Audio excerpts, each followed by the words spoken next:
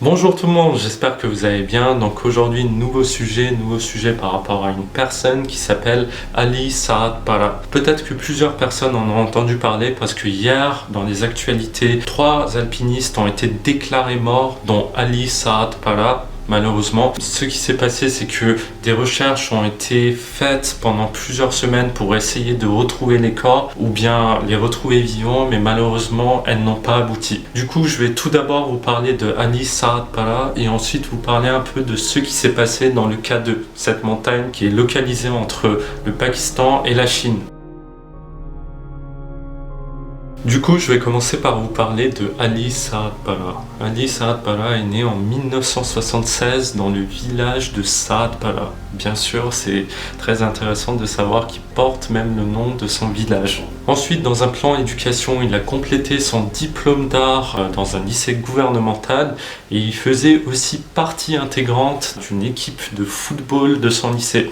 C'est-à-dire qu'on voit bien qu'il aimait aussi faire du sport, c'est-à-dire pratiquer du football, et c'était quelqu'un d'assez sportif. Sans oublier qu'il s'est marié à l'âge de 19 ans à son épouse Fatima et qu'il a eu un enfant qui s'appelle Sajid.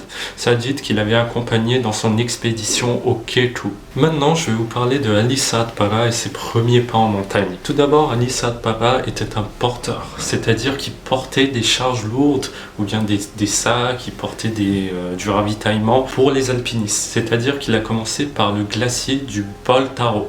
Je vais vous écrire le nom juste en bas. Du coup, il a commencé par cela. C'est ensuite que petit à petit, à force d'assister les alpinistes, son goût pour la montagne s'est développé. Et il a commencé à être lui-même un alpiniste. Pas un simple alpiniste, mais un alpiniste qui a eu énormément de succès. Parce que de toute sa vie, il a réussi à escalader au moins 14 montagnes hautes de 8000 mètres. C'est une très très grande réussite pour lui. Par exemple, la première montagne qu'il a escaladée est le Gasherbrum 2. Cette montagne fait 8034 mètres. C'est vraiment énorme pour une première montagne. Sans oublier que dans sa liste de montagnes, il y a aussi le Nanga Parbat. Je vais vous l'écrire juste en bas. Il a aussi réussi à escalader le K2 une fois en 2018. C'est vraiment énorme. C'est-à-dire qu'il avait déjà de l'expérience dans le K2. Il a déjà escaladé une fois, il a déjà fait son ascension. Mais que s'est-il passé du fait que cet homme qui a escaladé le K2 en 2018 n'a plus été retrouvé depuis quelques semaines? Pour commencer, Ali Saad Para et son enfant Sajid Saad Para ont fait équipe avec John Snorri et Juan Pablo. Du coup, c'est qui ces deux alpinistes? Ce sont des alpinistes internationaux qui ont été aussi comblés de réussite.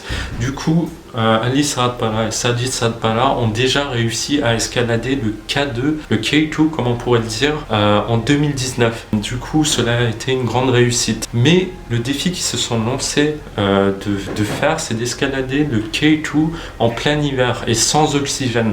Donc l'ascension a commencé le 4 février 2021 avec Ali Saad Para, Sajid Saad Para, John Snorri et Juan Pablo qui commençaient à escalader le K2 sans aucun oxygène. Et du coup, ce qui s'est passé, c'est que par la suite, à un certain point, au point de bottleneck, Sajid Saad Para, dû à un problème technique, n'a pas pu continuer son ascension.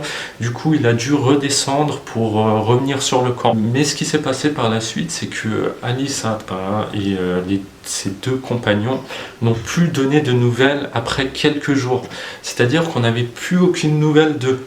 Donc la nuit du 5 février, ils ont été portés disparus. C'est-à-dire qu'ils n'étaient pas revenus de leur ascension. Normalement, ils étaient censés revenir le 5 février, mais ils ne sont plus jamais revenus. Du coup, ce qui s'est passé, c'est que des opérations de recherche ont été lancées avec l'aide de 2 hélicoptères de l'armée pakistanaise, mais qui n'ont abouti à rien. Et petit à petit, les moyens se sont encore plus développés. Un F-16 a volé autour de la montagne pour relever des images, mais rien. Même un satellite irlandais Irlandais a mené des recherches, mais ils n'ont rien trouvé. Et petit à petit, les jours passent et même son fils perd espoir parce que justement, ils étaient partis sans oxygène. Du coup, c'est vraiment physiquement impossible pour une personne de survivre dans une montagne en plein hiver. Du coup, ce qui s'est passé, c'est que les jours sont passés et les espoirs se sont diminués, tel que Sajid Satpara et sa famille l'ont déclaré mort. Même les autorités pakistanaises ont confirmé, ont déclaré d'ailleurs la mort de Ali Satpara, de John Snorri et Juan Pablo, parce qu'il n'y avait plus aucun espoir de les retrouver vivants. Du coup voilà, c'est la fin de cette vidéo. J'espère en tout cas qu'elle vous aura instruite et j'espère aussi que vous prierez pour l'âme de ces 3 alpinistes qui sont morts, qui sont présumés morts dans cette expédition, mais j'espère que vous prierez aussi pour les âmes des autres alpinistes qui ont perdu la vie dans les montagnes. Aller en montagne, c'est une chose très très difficile et surtout, c'est surtout aussi un exploit pour ces alpinistes qui ont essayé d'illuminer le drapeau de leur pays. J'espère que vous ne les oublierez jamais. Du coup voilà, c'est la fin de cette vidéo. J'espère en tout cas que, comme je vous l'ai dit, j'espère qu'elle vous aura plu. Si jamais j'ai fait une erreur, n'hésitez pas à me la mentionner en bas. J'essaierai de faire des améliorations pour mes futures vidéos et je vous donne rendez-vous pour une prochaine vidéo.